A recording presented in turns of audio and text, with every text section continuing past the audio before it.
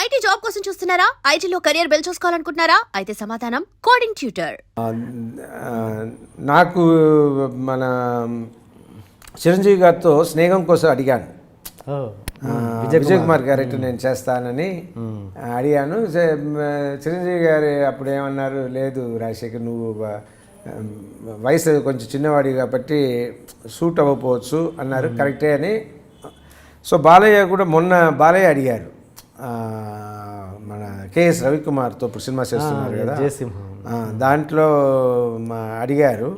బాలయ్య బాబు గారు కూడా, బ్రదర్ నీకు ఏం కావాలో చెప్పి మన ఈ 5 సీట్స్ కూడా ఈక్వల్గా పెట్టుకుంటాం, నో ప్రాబ్లం అన్నట్టు ఆయన బాగా ఎంకరేజ్ చేసి చెప్పారు.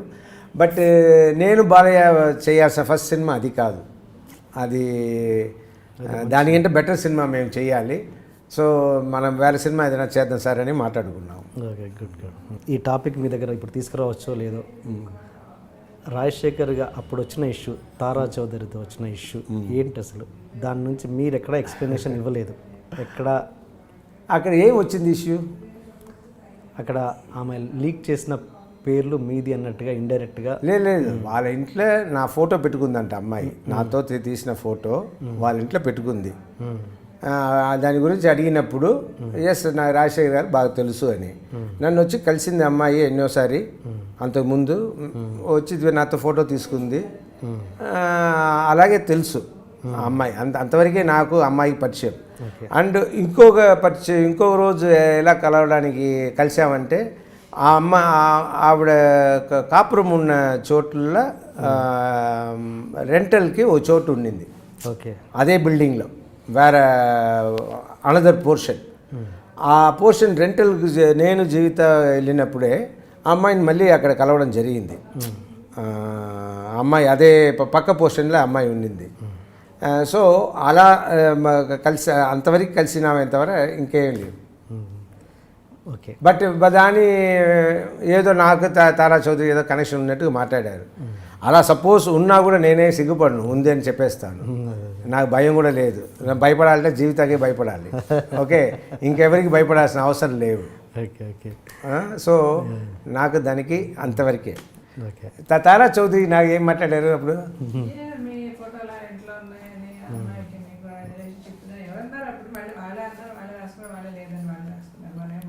నేనే మాట్లాడు, నాకు లేదు అంటే నేను రాముడు కాదు, అది అర్థమైంది.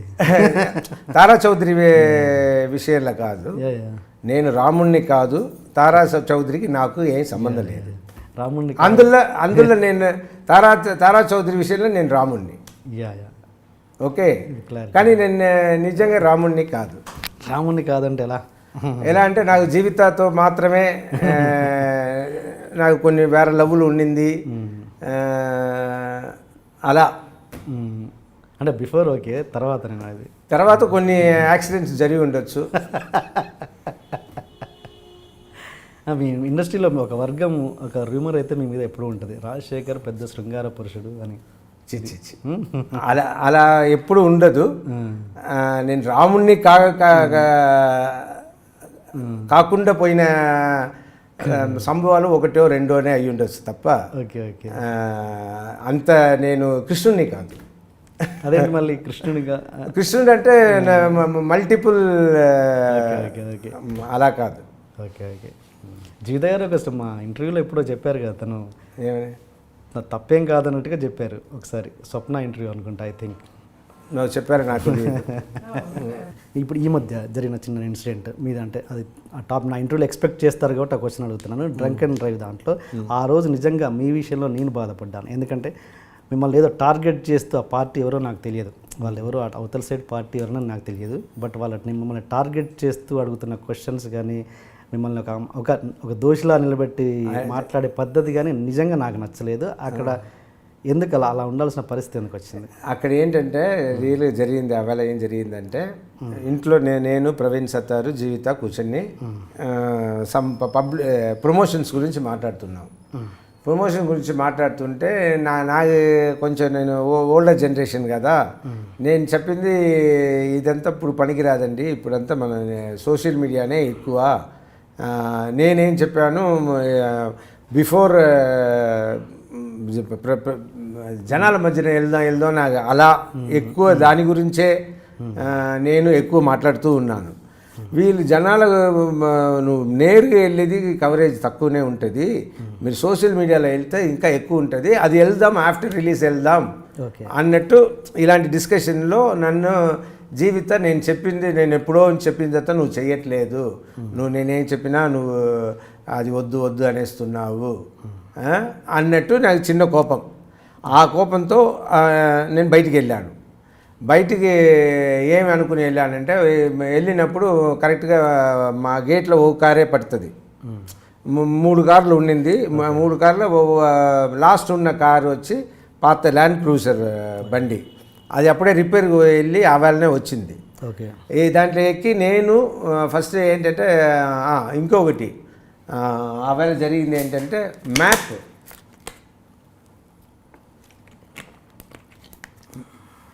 ఇంట్లో మ్యాప్ పెట్టమని అడుగుతూ ఉన్నాను. మ్యాప్ అంటే అర్థం కాదు. మన AP and Telangana map. Okay okay okay. నేను టూర్ దీనికోసం ప్లాన్ చేయడానికి ఎటు స్టార్ట్ చేసి ఎటు వెళ్దామని మ్యాప్ పెట్టమని చెప్పాను జీవితకి. ఆర్ట్ డైరెక్టర్కి చెప్పాను. వీళ్ళిద్దరూ మర్చిపోయారు. ఎందుకు పెట్టలేదు టూర్ ప్లాన్ చేయడానికి, నేను ఎన్నిసార్లు చెప్పినా పెట్టట్లేదు అన్న ఇదో కోపం, ప్లస్ ఆ ప్రమోషనల్ జస్ట్ స్మాల్ మిస్అండర్స్టాండింగ్ కోపం. ఈ కోపంతో ఏం చేశాను, నేను చిన్నమ్మాయిని శివాత్మిక నేను కారు ఎక్కగానే స్ట్రైట్గా వచ్చింది, కారు ఎక్కింది. ఎక్కితే దాంట్లో నేను కారు నడుపుతూ ఉన్నప్పుడు అప్పుడు నేను ఏంటంటే మా మదర్ చనిపోయారు కదా, చనిపోయిన దానివల్ల నేను ఎక్కువ బాధపడుతున్నా, గిల్టీ ఫీలింగ్లో ఉన్నానన్న దానికోసం నాకు మార్నింగ్ ఒక ట్యాబ్లెట్, ఈవినింగ్ ఒక tablet, night 2 tablets anti depressive tablets వేసుకోమన్నారు. దాంట్లో నేను సపోజ్ టు టేక్ లోనాజెప్ అన్న ట్యాబ్లెట్ నేను తీసుకోవాలి ఈవినింగ్ 5 o'clock.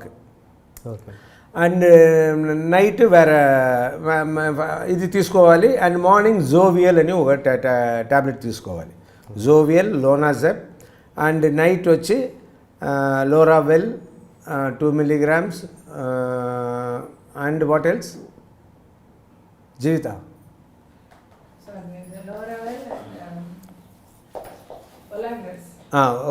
ఒలాగ్రెస్. ఈ టాబ్లెట్ నేను తీసుకోవాలి. దిస్ ఈజ్ ద సైకాట్రిస్ట్ నాకు రాసి ఇచ్చింది. నేనేం చేశాను, మా అమ్మాయిని తీసుకుని నేను మా కార్లో నేను వెళ్ళి నేనే మ్యాప్ తీసుకుంటాను, మీరేం అవసరం లేవు అని వెళ్ళి కార్లో ఎక్కాను. ఎక్కి కార్ సైడ్ చేసేటప్పుడు మా అమ్మాయికి వచ్చింది, నేను వస్తా డాడీ అంది. సరే రా ఎక్కువ అని మా చిన్న అమ్మాయిని తీసుకున్నాను. తీసుకుని స్ట్రైట్గా మ్యాప్ కోసం వెళ్తే ఆవేళ హాలిడే, ఆవేళ సండే అనుకున్నా, సండే హాలిడే. సో కొట్లు లేవు. సరే తిరగా ఇంటికి వచ్చి మా అమ్మాయిని దింపేసి నేను అక్కడ నాకు మధ్యలో నాకు ఇంటికి రావాలని అనిపించలే, చెన్నైకి వెళ్ళిపోతాం అన్నట్టు నా ఫీలింగ్. సో నేను స్ట్రైట్గా ఎయిర్పోర్ట్ వెళ్ళాను. నా బ్యాగ్ టచ్అప్ బ్యాగ్ అని ఒకటి ఉంటుంది, మెడిసిన్ బ్యాగ్ అని ఒకటి ఉంటుంది, ఇది ఎప్పుడు నాతో ఉంటుంది. సో నేను ఎయిర్పోర్ట్కి వెళ్ళాను. ఎయిర్పోర్ట్కి వెళ్ళేసి ఫ్లైట్ ఎక్కుతామా వద్దా అన్నట్టు ఎయిర్పోర్ట్ లోపల వెళ్ళకుండా ఆ బయటనే ఆ రౌండ్ టర్న్ ఉంది కదా, అంతవరకు వెళ్ళేసి తిప్పుకుని సరే వద్దు, మన చెన్నై వెళ్ళి ఏం చేయపోతాము, ఈ కోపానికి, జీవితపైకి ఉన్న కోపానికి అక్కడ వెళ్ళి ఉండి పని జరగదు, సినిమా పనులు ఉన్నాయి, సో ఏం చేద్దాం, మన కోపం తగ్గడానికి నైట్ వేసుకోవాల్సిన ట్యాబ్లెట్ కూడా వేసుకుంటాం అని లోనాజెప్ ఒకటి ఎక్స్ట్రా వేసుకుని నైట్ వేయాల్సిన ట్యాబ్లెట్ కూడా వేసుకుని అక్కడ నుంచి తీసుకొచ్చాను ఎయిర్పోర్ట్ నుంచి వచ్చినప్పుడు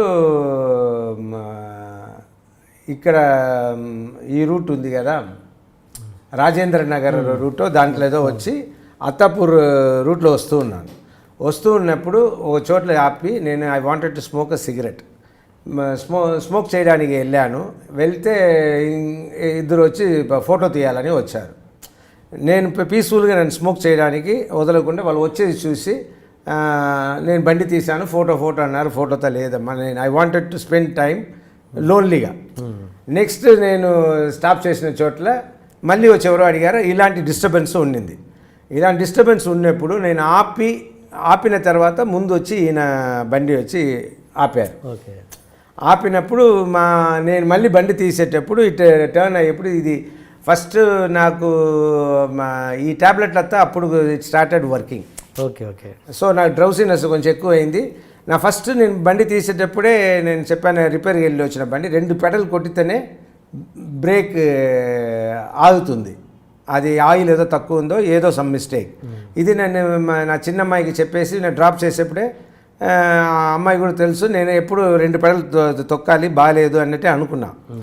సో అక్కడ ఏమైంది, ఈ డ్రౌసీనెస్ ఒకటి, నేను వేసుకున్న ట్యాబ్లెట్ డ్రౌసీనెస్ ఒకటి, వాళ్ళు పక్కన వచ్చి ఆపేసింది. టర్న్ చేసేప్పుడు గుద్దేశాను. గుద్దేస్తే అక్కడ వచ్చి నాకు తెలియదు, ఆయన కూడా ఫోటో కోసం అడిగి నేను లేదన్నానో లేదో తెలియదు. ఆయనకు వచ్చి కోపం వచ్చింది. కోపం వచ్చి ఆయన అన్నీ అడిగారు, పోలీసుని పిలిచారు. పోలీస్ వచ్చి డ్రంక్ అండ్ డ్రైవింగ్ అని చూశారు. Because I was not drunk, I was with the tablets కాబట్టి ఆ డ్రౌసీనెస్ వల్ల లేదు. ఇదే నేను వాళ్ళకు చెప్పాను. తర్వాత జీవిత ఫోన్లో మాట్లాడినప్పుడు ఏం జరిగింది, ఫోన్లో మాట్లాడినప్పుడు జీవిత చెప్పింది, ఇలా వాళ్ళ మదర్ గారు పోయారు, ఆ బాధల్లో ఏదో కోపడుతూ వెళ్ళి ఆయన కొంచెం డ్రౌసీగా ఉన్నారంటే not because of the drinks, sleeping పిల్ వల్ల అయ్యి ఉండొచ్చు అని చెప్పితే ఆయన ఓనర్ ఎవరి కారును గుద్దానో ఆయన్నే వచ్చి నన్ను ఓకే సరే మీడియాతో వస్తుంది మా ఇంటికి రండి అని తీసుకెళ్ళి వాళ్ళ ఇంట్లో కాఫీ టీ ఇచ్చి నన్ను పంపించారు. ఓకే. ఓకే. ఇది జరిగింది. సో నథింగ్, అది చిన్నదాన్ని పెద్ద చేశారు. అందులో ఉన్న నేను అది నాకు చూపించారు. చూస్తే నేను ఏదో డ్రౌసీగా తాగేసినట్టే అనిపిస్తుంది కానీ because of these tablets. And daily నేను తీసుకుంటున్నా. నిన్న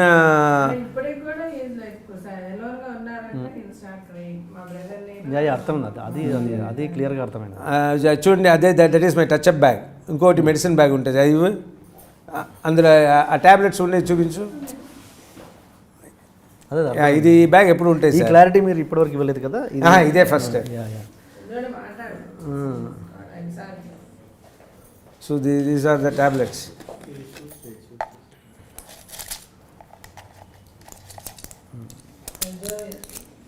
దిస్ ఈజ్ జోవియల్. ఇది వచ్చి లోరావెల్ కదా, లోరావెల్.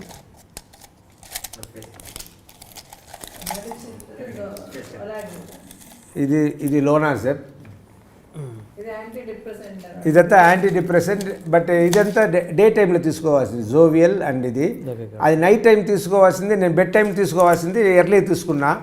అందువల్ల కొంచెం డ్రౌసీనెస్. ఇప్పుడు కూడా నేను I have taken Lonazep. Okay. But అది వచ్చి it won't make you sleep, but it will ఎమోషనల్గా అవ్వకుండా చూసుకుంటుంది. బట్ ఇదంతా తెలియని వాళ్ళకి అక్కడ చూసే ఖచ్చితంగా తాగి ఉన్నానా అన్నట్టే అనిపిస్తుంది.